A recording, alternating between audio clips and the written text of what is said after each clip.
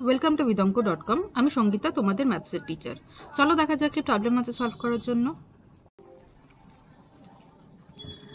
x হলো ক্ষুদ্রতম স্বাভাবিক সংখ্যা এবং y হলো বৃহত্তম ঋণাত্মক পূর্ণ সংখ্যা। তাহলে a equals to a x plus y equals to কত এবং b তে আছে x minus y equals to কত। আচ্ছা, এর জন্য আমি প্রথমে নাম্বার লাইনটা আঁকি, তাহলে তোমাদের বুঝতে সুবিধা হবে।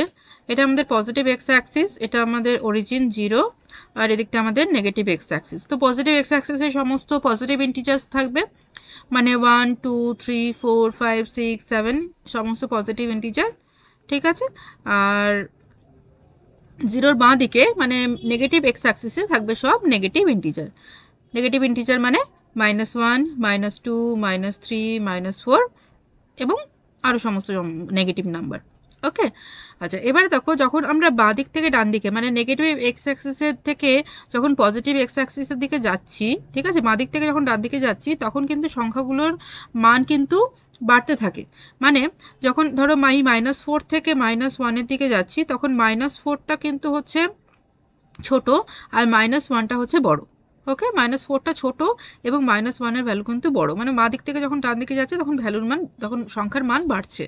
তো তাহলে যে এখানে বলছে যে বৃহত্তম ঋণাত্মক পূর্ণ সংখ্যা, মানে যে বিগেস্ট নেগেটিভ ইন্টিজার, তো negative integer biggest negative integer হবে -1, কারণ -1-এর পরেই চলে আসে 0। তো 0 হচ্ছে নেগেটিভ ইন্টিজার, পজিটিভ ইন্টিজার কোনোটাই নয়। 0টাকে আমরা শুধু ইন্টিজার হিসেবেই ধরি। তো 0-র আগে যে সংখ্যাটা থাকছে সেটাই হচ্ছে বৃহত্তম ঋণাত্মক পূর্ণ সংখ্যা। তো সে কারণে -1 হচ্ছে বৃহত্তম ঋণাত্মক পূর্ণ সংখ্যা। তাহলে y ইজ ইকুয়াল টু আমরা কি ধরেছি, বৃহত্তম ঋণাত্মক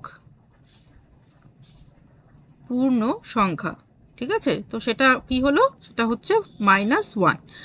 আর এবারে 0-র পরের প্রথম যে নাম্বারটা আসবে সেটা হচ্ছে ক্ষুদ্রতম স্বাভাবিক সংখ্যা বা ক্ষুদ্রতম পজিটিভ বা ক্ষুদ্রতম ধনাত্মক পূর্ণ সংখ্যা।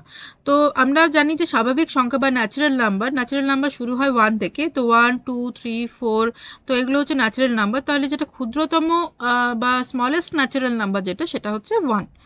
ওকে, তো 1 হচ্ছে স্মলেস্ট ন্যাচারাল নাম্বার। তো x ইজ ইকুয়াল টু ধরা হয়েছে যে ক্ষুদ্রতম স্বাভাবিক সংখ্যা, ক্ষুদ্রতম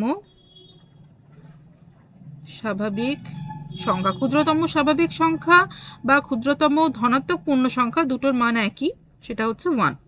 ওকে, আচ্ছা এবারে কোশ্চেন নাম্বার তে আছে x প্লাস ওয়াই কত। তো x আমরা ধরেছি 1 আর y ধরেছি -1, তাহলে 1 plus -1, so 1 - 1 that is equal to 0। তাহলে প্রথমের আনসার হলো আমাদের 0।